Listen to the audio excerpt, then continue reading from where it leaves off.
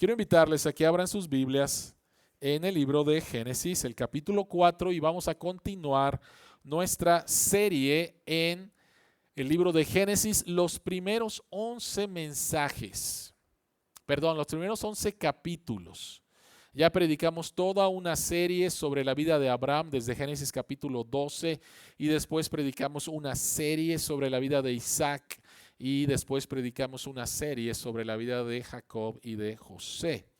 Así que ahora nos estamos enfocando en Génesis capítulos del 1 al 11 en esta serie la cual le hemos llamado el libro de los orígenes. Y estamos en el mensaje número 11, Génesis 4, versículos del 1 al 16, la historia del pecado. Génesis capítulo 4, versículos del 1 hasta el 16, esta es la palabra de Dios. El hombre se unió a su mujer Eva, y ella concibió y dio a luz a Caín. Y dijo: con la ayuda del Señor he tenido un hijo varón. Después dio a luz a Abel, hermano de Caín. Abel se dedicó a pastorear ovejas, mientras que Caín se dedicó a trabajar la tierra. Tiempo después, Caín presentó al Señor una ofrenda del fruto de la tierra. Abel también presentó al Señor lo mejor de su rebaño, es decir, los primogénitos con su grasa, y el Señor miró con agrado a Abel y a su ofrenda, pero no miró hacia Caín ni a su ofrenda. Por eso Caín se enfureció y andaba cabizbajo. Entonces el Señor le dijo: ¿por qué estás tan enojado? ¿Por qué andas cabizbajo? Si hicieras lo bueno, podrías andar con la frente en alto, pero si haces lo malo, el pecado te acecha como una fiera lista para atraparte. No obstante, tú puedes dominarlo. Caín habló con su hermano Abel mientras estaban en el campo. Caín atacó a su hermano y lo mató. El Señor le preguntó a Caín: ¿dónde está tu hermano Abel? No lo sé, respondió. ¿Acaso soy yo el que debe cuidar a mi hermano? ¿Qué has hecho?, exclamó el Señor. Desde la tierra la sangre de tu hermano reclama justicia. Por eso ahora quedarás bajo la maldición de la tierra, la cual ha abierto sus fauces para recibir la sangre de tu hermano que tú has derramado. Cuando cultives la tierra no te dará frutos, y en el mundo serás un fugitivo errante. Este castigo es más de lo que puedo soportar, le dijo Caín al Señor.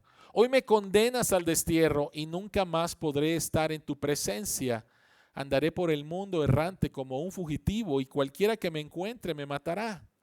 No será así, replicó el Señor. El que mate a Caín será castigado 7 veces. Entonces el Señor le puso una marca a Caín para que no fuera a matarlo quien lo hallara. Así Caín se alejó de la presencia del Señor y se fue a vivir a la región llamada Nod, al este del Edén. Que Dios bendiga su palabra. Oremos. Señor que estás en los cielos, al abrir tu palabra, que queremos pedir que nuevamente abras nuestros ojos para mirar las maravillas que hay en tu palabra, y que tu Espíritu Santo nos guíe a toda verdad y seamos transformados con la verdad del Evangelio. En tu nombre oramos. Amén. Amén. ¿Alguna vez, cuando has fallado, te preguntaste inmediatamente, alguna vez cuando has estado en una situación muy, pero muy complicada, y de repente te dices: ¿y cómo llegué aquí? ¿Cómo llegué aquí? ¿Cómo es que estoy metido en este problema? Nunca pensé que hiciera esto. Y ahora estoy aquí y tengo un sinnúmero de problemas. ¿Alguna vez has dicho eso? ¿Cómo llegué hasta aquí? Y la respuesta a cómo llegaste aquí, ahí, no es que fue algo inmediato. No es que llegaste ahí, ups, ¿no? Tuvo que haber pasado varias cosas, tuviste que haber tomado varias decisiones, pasaste varias cosas que posiblemente te hubieran frenado, pero no. ahora estás ahí. ¿Cómo llegaste ahí?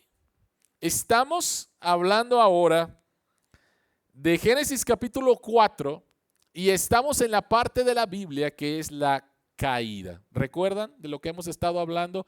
La Biblia es una historia, es la historia de la redención, consta de 4 partes: creación, caída, redención y consumación.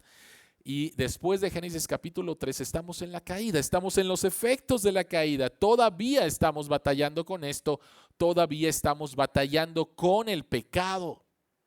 Y cuando tú y yo pecamos, no es que, ups, pequé, pasó, de ninguna manera. El pecado tiene una forma de trabajar, tiene una forma de funcionar. Pero muchas veces no nos damos cuenta, y una de las señales de madurez espiritual es precisamente que tú puedas entender de qué manera funciona el pecado, para que puedas estar alerta y para que puedas enfrentarlo de acuerdo a lo que Dios te ha dado. Así que lo que estamos viendo en esta mañana, el mensaje de esta mañana se llama la historia del pecado. Y lo que queremos ver es cómo funciona el pecado en la historia de 2 hermanos, en la historia de Caín y de Abel. 3 cosas vamos a hablar en esta mañana.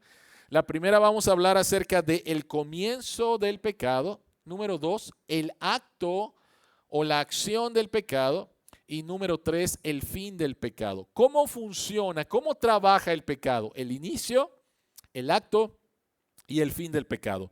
Así que vamos al punto número 1 y hablemos acerca del comienzo del pecado. Versículos de 3 al 5, la primera parte dice lo siguiente: tiempo después, Caín presentó al Señor una ofrenda del fruto de la tierra. Abel también presentó al Señor lo mejor de su rebaño, es decir, los primogénitos con su grasa, y el Señor miró con agrado a Abel y a su ofrenda, pero no miró así a Caín ni a su ofrenda. 2 ofrendas diferentes, 2 hermanos y 2 respuestas de parte de Dios diferentes. Dios no recibe la ofrenda de Caín, o ve no con agrado la ofrenda de Caín, pero sí ve con agrado la ofrenda de Abel. Y la pregunta es ¿por qué? Esa es la pregunta, ¿por qué? Y la respuesta tradicional que posiblemente has escuchado es la siguiente. A ver, vamos a ver las pistas, ¿no? O sea, a ver, ¿qué presentó Caín? ¿Qué presentó Abel? Y alguien dice, pues esta es la razón. La razón por la cual Dios miró con agrado la ofrenda de Abel es que Abel trae un animal y lo sacrifica. Hay derramamiento de sangre. Y esa fue la razón por la cual Dios aceptó el sacrificio de Abel. Bueno, no es la mejor respuesta. No es la mejor respuesta por varias razones. En primer lugar, porque ahí la palabra hebrea para ofrenda no está hablando acerca de ofrendas con derramamiento de sangre. En segundo lugar, porque en el libro de Levítico capítulo 2 encontramos que Dios también aceptaba ofrendas de otra clase y no tan solo de animales y que hubiera derramamiento de sangre. Entonces, ¿de qué se trata? ¿Dónde está el punto? Porque no se trata de la ofrenda en sí. ¿Cuál es el problema? Vean nuevamente, por favor, el versículo 3 y el versículo 4. Dice, Caín presentó al Señor una ofrenda. Abel presentó al Señor lo mejor de su rebaño. ¿Qué es lo que está pasando? Posiblemente el Nuevo Testamento nos ayude para poder decir cuál es la razón por la cual la ofrenda de Abel fue aceptada y la ofrenda de Caín no. En Hebreos capítulo 11, el versículo 4 dice así: por la fe, Abel ofreció a Dios un sacrificio más aceptable que el de Caín, por lo cual recibió testimonio de ser justo, pues Dios aceptó su ofrenda. Entonces, por aquí el Nuevo Testamento nos ayuda a contestar esta pregunta. En primer lugar, la razón por la cual Dios aceptó la ofrenda de Abel es que Abel se acerca a Dios en fe. Abel se acerca a Dios en fe y Abel trae lo mejor delante de Dios. No es de que Caín solamente trajo una zanahoria y una lechuga. No, no se trata de eso. Caín trae su ofrenda, Abel trae su ofrenda, pero el punto no se trata simplemente de la ofrenda. El punto se trata de la motivación para traer esa ofrenda. El punto se trata de el corazón del ofrendante y no tan solo de la ofrenda. En otras palabras, Caín simplemente trajo algo. Abel trajo lo mejor que él tenía para el Dios en el cual él confiaba. Vean por favor lo que dice Oseas capítulo 6, el versículo 6.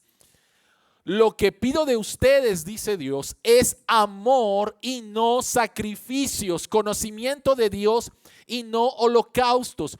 Tú puedes traer la mejor ofrenda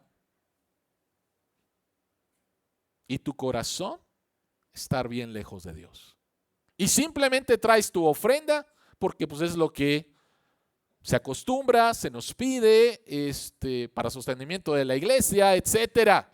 Pero tu corazón estar bien lejos de Dios. En otras palabras, Dios desea tu corazón y no tus disciplinas espirituales vacías. Tú puedes estar aquí sentado, tú puedes estar ahí en tu casa viendo también este servicio de adoración y tu corazón estar completamente lejos de lo que estamos haciendo adorando a Dios. ¿A qué hora se termina esto? Ya tengo hambre. ¿Va a ganar México el día de hoy? ¿Qué va a pasar con la pandemia? Estar completamente alejado. Tu corazón completamente y estar aquí simplemente tu cuerpo. ¿Sí? Dios desea nuestros corazones y esa es la razón.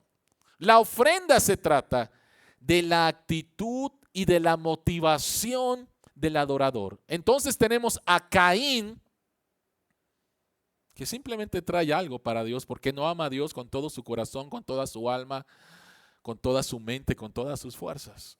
Y aquí encontramos a Abel que trae una ofrenda de lo mejor porque él ama a Dios con todo su corazón, con toda su mente, con toda su alma, con todas sus fuerzas. De hecho, un comentarista dice lo siguiente: Caín arrojó una propina sobre la mesa, pero Abel dio lo mejor de sí.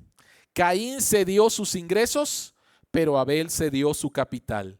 Caín hizo un gesto de agradecimiento, pero Abel arriesgó su potencial de crecimiento futuro al darle a Dios algo de su ganado reproductor.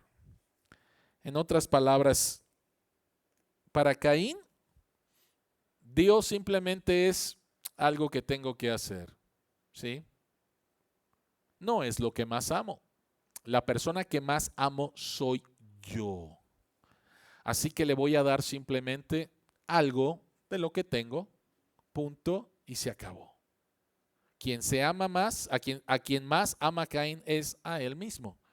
Y encontramos a Abel que la motivación de su ofrenda, en primer lugar, como dice Hebreos 11, es fe, confío, sé quién eres, te reconozco como mi creador, como mi sustentador y traigo para ti lo mejor. El corazón de Abel se manifiesta en la ofrenda que trae para Dios. Entonces, ¿cómo comienza el pecado?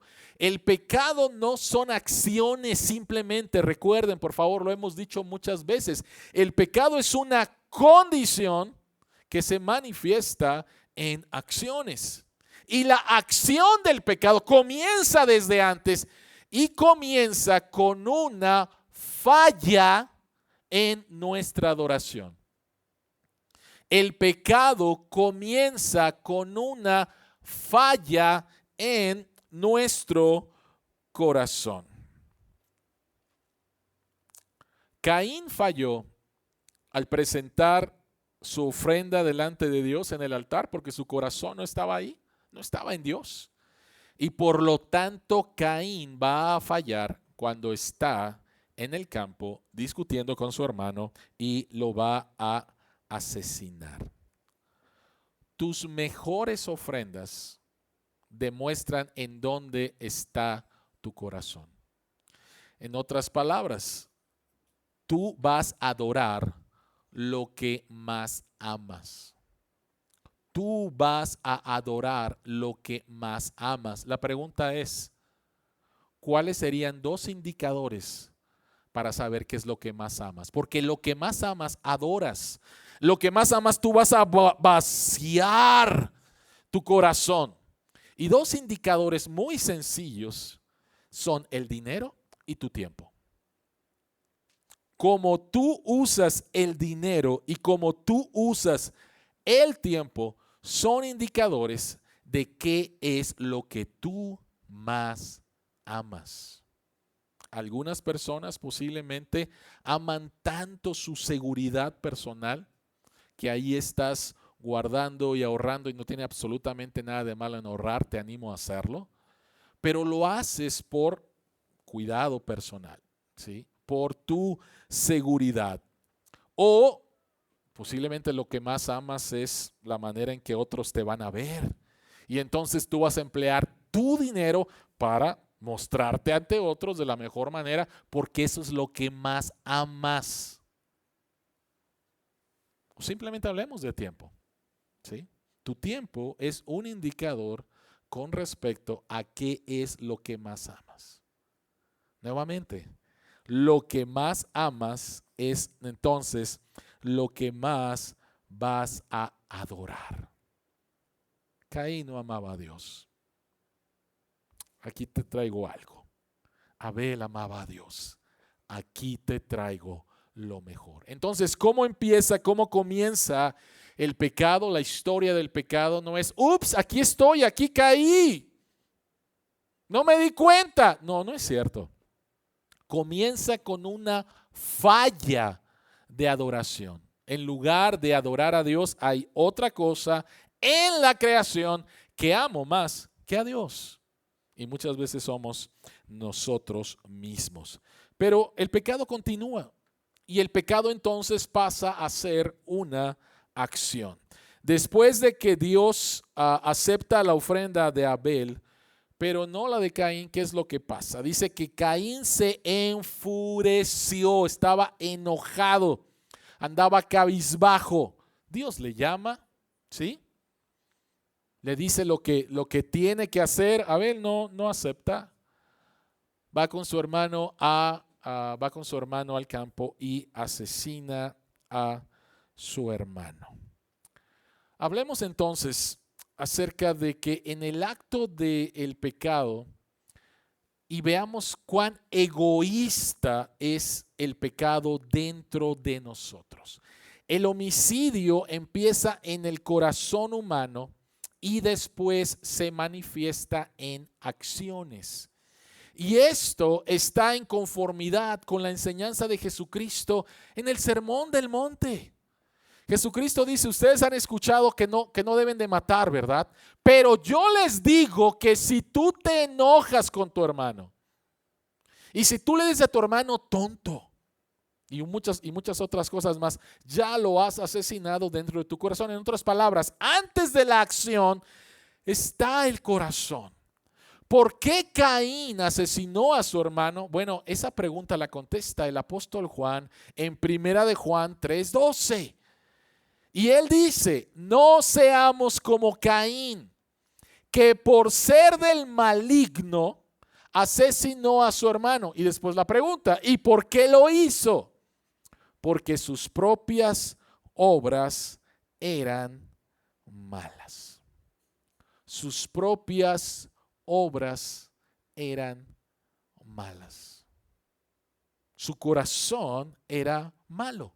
Más adelante, en el versículo 16 de esa misma epístola, Juan escribe lo siguiente: En esto conocemos lo que es el amor, en que Jesucristo entregó su vida por nosotros, así también nosotros debemos entregar la vida por nuestros hermanos. Entonces, aquí encontramos una comparación entre el enojo de Caín y su egoísmo que lo llevó a matar a su hermano, y el amor de Dios y el amor de Abel por Dios que lo llevó a dar lo mejor que tenía de su ganado.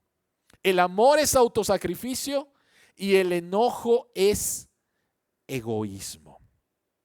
El amor es sacrificio y el enojo es egoísmo. Lo que más amaba Caín era a sí mismo. Y cuando alguien amenaza tu trono, entonces tú vas a hacer todo lo posible para quitar a esa persona que te amenaza. ¿Qué fue lo que pasó? Otra vez, Caín se presenta, Abel se presenta. Abel es el que tiene éxito delante de Dios, es aceptado por Dios. A Caín le molesta eso y entonces te voy a sacar, te voy a quitar de aquí de una manera bastante extrema y lo asesina. Cuando el trono de tu vida, tú estás sentado en el trono de tu vida, todo gira alrededor de ti y eso se ve amenazado, tú vas a hacer cosas para quitar la amenaza. Posiblemente no tan extremas como un homicidio, pero posiblemente dentro de tu corazón ya mataste, volviste a matar y lo remataste a la persona que está amenazando tu trono, el que tú sigas siendo el rey, ¿sí? Si estás en un trabajo y de repente tu posición peligra porque viene otra persona, ¿qué es lo que vas a hacer? Posiblemente en lugar de alegrarte que esta persona nuevamente está creciendo, posiblemente vas a empezar a decir cosas de esta persona a otros, a criticarlo públicamente, ¿sí? A decir chismes. ¿Por qué? Porque te molesta la persona y quieres nuevamente que otros piensen mal. Entonces, el yo amenazado es tan egoísta que va a hacer cosas para que pueda permanecer en el trono. Cosas tan extremas como lo que hizo Caín, que asesinó a su hermano. Ahora, no tan solo el pecado se manifiesta de una manera muy egoísta, sino que la naturaleza del pecado es que nos deshumaniza. Caín habló con su hermano Abel mientras estaban en el campo. Caín atacó a su hermano y lo mató. El primer homicidio en la historia humana. No nos debe de sorprender que el primer pecado registrado después de Génesis 3 sea el homicidio, sea el asesinato. No nos debe de sorprender eso. No es que no había pecados antes. Claro que pecaban. Todos ya tenían la naturaleza pecaminosa. Pero el autor, de una manera con mucha intención, pone este pecado, el primer asesinato, para hacernos ver que el pecado es un ataque contra la imagen de Dios. El pecado nos deshumaniza. Todo pecado nos deshumaniza, pero el asesinato es atentar contra una persona que ha sido creada a la imagen y a la semejanza de Dios. Hemos estado diciendo que a raíz de que somos creados a la imagen de Dios, todo ser humano tiene dignidad y valor intrínseco por haber sido creado a imagen de Dios. Y entonces yo tomo a una persona y voy a matar a esa persona. Estoy actuando de una manera que no es humana. El pecado nos deshumaniza. Y creo que no tengo que convencerte, porque vivimos en un país donde pasan cosas espantosas. Tristemente, pasan cosas muy, muy espantosas. En lo que va de este sexenio, es posiblemente que vamos a tener el sexenio más difícil con respecto a homicidios. Tristemente lo es. Y cosas que nos espantan, ¿sí? Que dices, ¿tengo seguridad en las carreteras el día de hoy? O sea, dices, no es posible que una familia que salió de vacaciones de Zacatecas no pudo llegar a Aguascalientes y que encontraron sus cuerpos descuartizados. Y dices, ¿cómo es posible? ¿Cómo es posible que estas personas hagan eso? Bueno, déjame decirte otra vez que el pecado nos deshumaniza. Y déjame decirte algo, por favor, que tú y yo tenemos todo ese potencial. Tú y yo tenemos todo ese potencial. El pecado nos deshumaniza. David Foster Wallace fue un profesor y escritor estadounidense. Escribió una novela, su novela más famosa, bestseller, se llama La broma infinita, y por la revista Time ha sido considerado como una de las 100 mejores novelas de lengua inglesa, y para algunos una persona de mucho impacto en la literatura inglesa hasta el día de hoy. David Foster Wallace.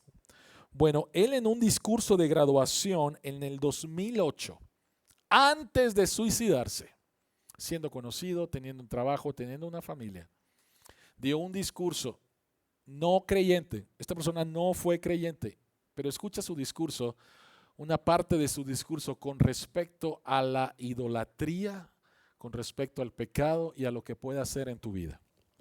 Dice lo siguiente: porque aquí hay algo más que es extraño pero cierto. En las trincheras del día a día de la vida adulta, en realidad no existe el ateísmo. No existe tal cosa como no adorar. Todo el mundo adora. La única opción que tenemos es qué adorar. Te estoy hablando de un no creyente, ¿ok? Y él dice, todo mundo es un adorador. Y cualquier cristiano puede decirle, estoy de acuerdo contigo, todos somos adoradores. Y recuerda lo que dije hace un momento, tú vas a adorar lo que amas. Lo que amas se manifiesta en tu adoración, ¿ok? Entonces él dice, no existe tal cosa como no adorar, todo el mundo adora. La única opción que tenemos es que adorar. Continúa. Y la razón de peso para quizás elegir algún tipo de Dios o algo de tipo espiritual para adorar es que casi cualquier otra cosa que adores te comerá vivo. En otras palabras, te va a deshumanizar. Él dice, si no adoras a Dios y adoras cualquier otra cosa, y entonces cualquier otra cosa es la creación, dice, eso te va a comer vivo. Y lo explica. Si adoras el dinero y las cosas, si es donde encuentras el significado real de la vida, entonces nunca tendrás suficiente. Nunca sentirás que tienes suficiente. Es la verdad. Adora tu cuerpo, su belleza, su encanto sexual y siempre te sentirás feo. Y cuando el tiempo y la edad comiencen a aparecer, morirás 1,000,000 de muertes antes de que finalmente te aflijan. ¡Wow! No es un pastor, no es creyente, pero pudo entender la naturaleza de la adoración y de la idolatría. Y que si no adoras a Dios, lo que adoras te va a matar al final. Si adoras el poder, te vas a sentir débil y temeroso y vas a hacer todo lo posible para mantener ese poder.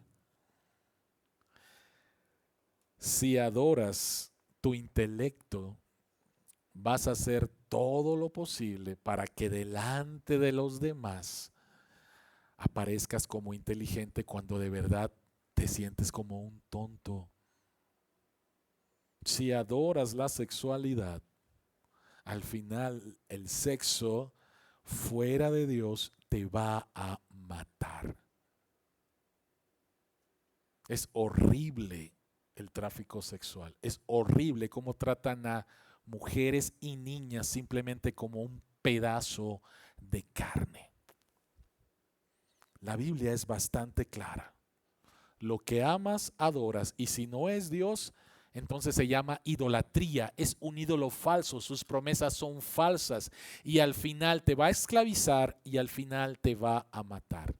¿Conoces a alguien que simplemente por su forma de hablar, por su forma de vestir, es obvio lo que adora? Y él no se da cuenta cómo es esclavo o esclava y cómo se está muriendo por estar adorando algo completamente falso. Si adoras cualquier cosa de la creación, al final te va a deshumanizar. Así que el pecado inicia con una falla en la adoración. Esta falla de adoración se va a mostrar en acciones que al final te van a deshumanizar. Y en tercer lugar, ¿cuál es el fin del pecado?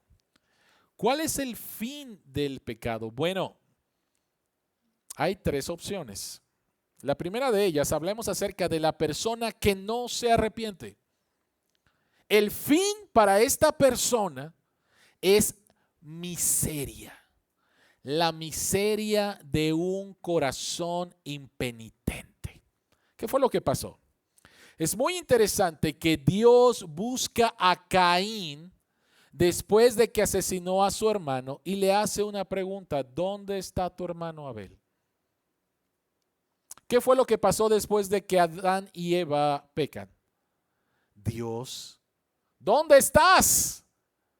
O sea, es interesante que después de que Adán y Eva pecan, Dios va, Dios busca y Dios hace una pregunta. Después de que Caín comete su pecado, Dios va, Dios busca y hace una pregunta. Y la pregunta que hace Dios no es porque Dios no supiera. La pregunta que hace Dios es una pregunta para dejarnos de esconder y venir delante de Él. Dejarnos de esconder, asumir nuestra responsabilidad. ¿Dónde está tu hermano Abel? Dios sabía perfectamente lo que había pasado. Ahora, lo interesante o lo triste es cómo Caín contesta. Caín contesta: no lo sé. ¿Acaso soy guarda de mi hermano? Una respuesta donde dice: yo no soy responsable de nada. ¿Sí? Y nuevamente, ¿cómo respondió Adán? ¿De dónde lo aprendió Caín? ¿Cómo respondió Adán cuando Dios le pregunta: ¿qué hiciste? La mujer que tú me diste. Yo no. Yo no. Yo estaba feliz. Yo no. Y cuando Dios le pregunta a Caín, otra vez: yo no. ¿Acaso soy guarda de mi hermano? Yo no. No se hace responsable de su pecado. Y en el versículo 13 encontramos: pobrecito de mí, pobrecito de mí. Entonces, la manera en la cual contesta Caín es, por un lado, no me hago responsable de mi pecado, de mis acciones. Y número dos, ay, pobrecito de mí. Quiero hacer aquí un paréntesis rápidamente. Padres, por favor, en tu manera de moldear cómo tú tratas con tu pecado, por favor, en la manera en la cual, cómo tú tratas con tu pecado, tus hijos te ven. Tus hijos no son tontos. Tus hijos te ven. Y tus hijos pueden ver si te haces responsable de tus pecados o le echas la culpa a tu esposo, a tu esposa, al clima, al tráfico, etcétera, ¿no? Nadie, o sea, ¿por qué mi papá es enojón? Pues quién sabe, él nunca asume su responsabilidad. Siempre es culpa de mi mamá o de nosotros o del tráfico o que no estuvo la comida o qué sé yo. Siempre es culpa de otro. Y cuando por fin medio acepta algo, pobrecito de mí, soy la víctima, ¿no? ¿De quién aprendió Caín? Pues aprendió de Abel, su papá. ¿Sí? Mejor modela delante de tus hijos cómo debemos de lidiar con nuestros pecados. En primer lugar, asumiendo nuestra responsabilidad y yendo a la cruz. donde podemos encontrar perdón y limpieza y restauración. Pero aquí tenemos nuevamente a Caín. Y cuando Dios le dice las consecuencias de su pecado, versículos 11 al 12 y el 14, vean por favor, Dios le dice: vas a quedar bajo la maldición de la tierra, vas a andar fugitivo y errante. Y vean por favor la respuesta de Caín en el versículo 14. Señor, perdóname, de veras he hecho mal. Eso dice el versículo 14. De ninguna manera. De ninguna manera. Él dice: hoy me condenas al destierro, nunca más podré estar en tu presencia, andaré por el mundo errante y me van a matar. Dios, me van a matar. Empieza nuevamente un delirio. Y la vida de Caín se hace cada vez más miserable. Cada vez más miserable. ¿Qué es lo que pasa con el pecado no arrepentido? Vas a ser cada vez más miserable. Pero ese no es el fin de la historia. Ese no es el fin del pecado si tú vienes a Dios.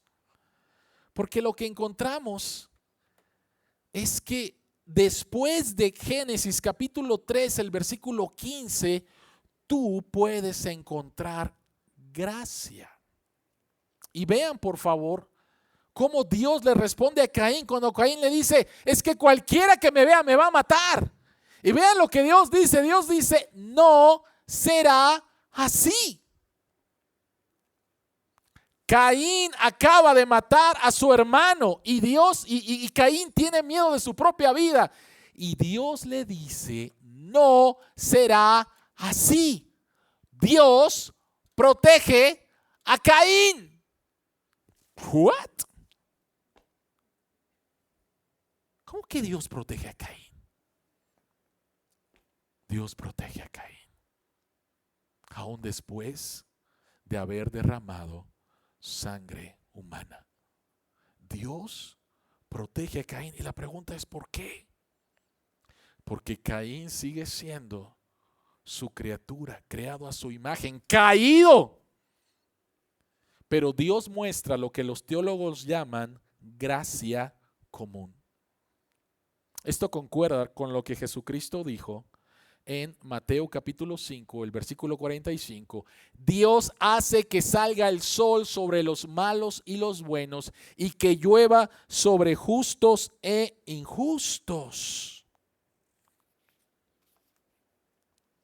Dios muestra su favor incluso a quienes le rechazan, a quienes lo ofenden cada día, a quienes lo retan.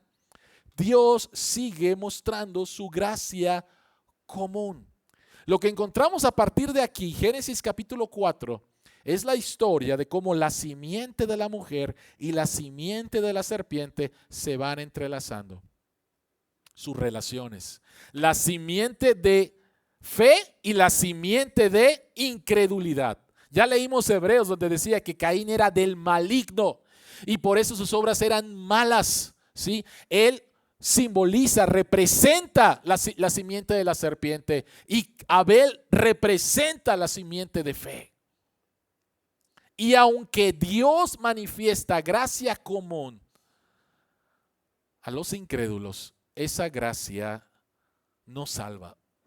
Dios manifiesta gracia. Dios sigue llamando: ¿dónde estás? ¿Qué has hecho? Pero esa gracia no salva. Entonces, la gracia que salva es la gracia de Cristo Jesús. Vean por favor en el versículo 10, cuando Dios llama a Caín y lo que dice con respecto de la sangre de Abel. ¿Qué has hecho?, exclamó el Señor. Desde la tierra la sangre de tu hermano reclama justicia. La sangre habla. Ahora, vean por favor lo que dice el autor de Hebreos en Hebreos 12:24. Está hablando acerca de Jesús y dice que nos hemos acercado a Jesús, el mediador de un nuevo pacto, y a la sangre rociada que habla con más fuerza que la de Abel. Interesante. Encontramos aquí dos sangres que hablan. Y la sangre de Abel dice: quiero justicia, demando justicia. Pero la sangre de Jesús clama por perdón y limpieza. Interesante. La sangre de Abel clama por justicia, clama por maldición para el pecador. Pero la sangre de Jesús, el Hijo de Dios, quien va a la cruz y lleva nuestros pecados, la sangre de Jesús clama por quitar la maldición del pecador. Esa es la gracia salvadora. Esa es la gracia que puede transformar tu vida. Esa es la gracia que te puede convertir en un verdadero adorador. Esa es la verdadera gracia. La de Jesús. La única manera en la cual tu corazón egoísta y centrado en sí mismo se puede convertir en un corazón que ahora ama al Dios que lo dio todo para que tú fueras ahora su hijo. ¿A dónde nos lleva esta historia, la historia del pecado? Hay un versículo que no hemos tratado y es el versículo 7 y voy a hacerlo de manera rápida. Versículo 7, Dios le dice a Caín: si hicieras lo bueno, podrías andar con la frente en alto, pero si haces lo malo, el pecado te acecha como una fiera lista para atraparte, no obstante tú puedes dominarlo. Dos cosas en este versículo. En primer lugar, Dios le dice a Caín que el pecado anda, como dice Primera de Pedro, como león rugiente buscando a quien devorar. El pecado está listo. El pecado te está buscando. El pecado te quiere destruir. El pecado está buscando una oportunidad para destruirte, deshumanizarte. Y si estás con la guardia baja, pues obvio que te va a agarrar, te va a destrozar, te va a zarandear, te va a hacer miserable. Todos sabemos lo que es el COVID-19, todos hemos vivido 1 año y 6 meses casi, y todos estamos bien listos con respecto a esto, ¿no? Si una persona estornuda a tu lado, ¿qué es lo que vas a hacer? Inmediatamente te vas a alejar de esa persona, inmediatamente te vas a ir a lavar todo, ¿no? Porque estás alerta con respecto a una enfermedad. Déjame decirte que el pecado es todavía más mortal que el COVID-19 y muchas veces no estamos alerta como lo estamos para una enfermedad real que ha cobrado demasiadas vidas. Pero el pecado asesino deja títere con cabeza, 100%. Y debemos de estar alertas. Eso es número 1. Lo segundo, noten por favor lo último que Dios le dice a Caín. No obstante, tú puedes dominarlo. Ahora, ¿de qué está hablando Dios? ¿Por qué le dice Dios a Caín que puede dominar el pecado? ¿Cuál es el primer pensamiento que viene con respecto a dominar algo, ¿no? Tú, fuerte, sabio, vas a tomar algo y lo vas a dominar porque tú puedes. Bueno, no va por ahí la idea, ¿ok? No se trata de que tú domines al pecado porque tú eres muy fuerte. Posiblemente lo primero que se te viene a tu mente acerca de voy a dominar el pecado es David y Goliat y cómo David venció a Goliat y yo voy a dominar a mis Goliats en mi vida. Bueno, no va por ahí, ¿sí? Porque en la historia de David y Goliat, nosotros no somos David. Nosotros somos los israelitas que están con miedo, ¿sí?, de Goliat. Y quien es David, a quien David representa es a Jesús. David era el ungido de Dios que vence al enemigo de Dios. Jesucristo es el ungido de Dios que va a la cruz y vence al pecado, a la muerte y a Satanás. En nuestro lugar, a nuestro favor. Y la pregunta es, ¿y entonces cómo puedo tener acceso a esa victoria? Si Jesucristo derrotó al pecado, ¿cómo tengo acceso a esa victoria? Y este es el tema para otro mensaje y hemos hablado acerca de esto, pero rápidamente, lo primero de ellos es que tienes que saber quién eres en Cristo, tu nueva identidad. No eres ya un pecador, hijo del diablo, Eres ahora un hijo de Dios que está en un proceso de santificación. Todavía pecas, sí, pero eres un hijo de Dios. Dios te ve como santo, sin mancha. Sí, número uno, tienes que saber cuál es tu identidad. Número dos, tienes que saber cuál es tu nueva relación con el pecado. La Biblia dice que ya no soy esclavo del pecado. Antes Él era mi amo. Él decía, salta y saltaba. Él decía, vete para acá y yo lo obedecía sin ningún problema. Pero la Biblia dice que hay muerto al pecado. El pecado no murió. Yo he muerto al pecado. Yo tengo una nueva relación con el pecado. Y número tres, cuando tú entiendes tu identidad en Cristo, tu nueva relación con el pecado por el Evangelio, entonces todas las disciplinas espirituales, la lectura de las Escrituras, la oración y el participar en los sacramentos surgen de tu entendimiento del Evangelio y te van a ayudar en tu lucha con el pecado. Porque Pablo dice en Romanos 6, el pecado ya no se puede enseñorear de ti. En otras palabras, no puede ser más tu Señor, porque tu Señor ahora se llama Jesús. Y de esa manera tenemos acceso a la victoria de nuestro Señor Jesucristo. ¿Cuál es la historia del pecado? El pecado comienza con una falla en la adoración, se convierte en una acción, nos empieza a deshumanizar. Si no te arrepientes, vas a vivir una vida miserable. Pero por favor, escucha las palabras de gracia de Dios, donde Él ya venció el pecado por ti a través de su Hijo Jesucristo. Dios mismo tenía que venir y vivir la vida que tú y yo no deberíamos haber vivido, y morir la muerte que tú y yo merecíamos. Y a través de eso, la historia del pecado, la historia horrible del pecado, es transformada. Y podemos entonces experimentar el favor y el poder de Dios en nuestra lucha diaria con el pecado. No nosotros, sino Cristo a través de nosotros. Oremos. Señor que estás en los cielos, te queremos dar las gracias, Señor, que en medio de nuestras luchas con el pecado no nos hemos quedado solos y no estamos, Señor, a través de nuestra sabiduría y nuestras fuerzas para enfrentarlo, sino es a través de lo que Jesucristo ya hizo por nosotros. Señor que estás en los cielos, te queremos dar las gracias de que en nuestro caminar hacia tu presencia, a tu casa, todavía, Señor, pecamos.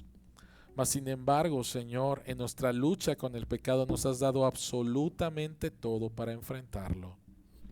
Nos has enseñado cómo funciona el pecado.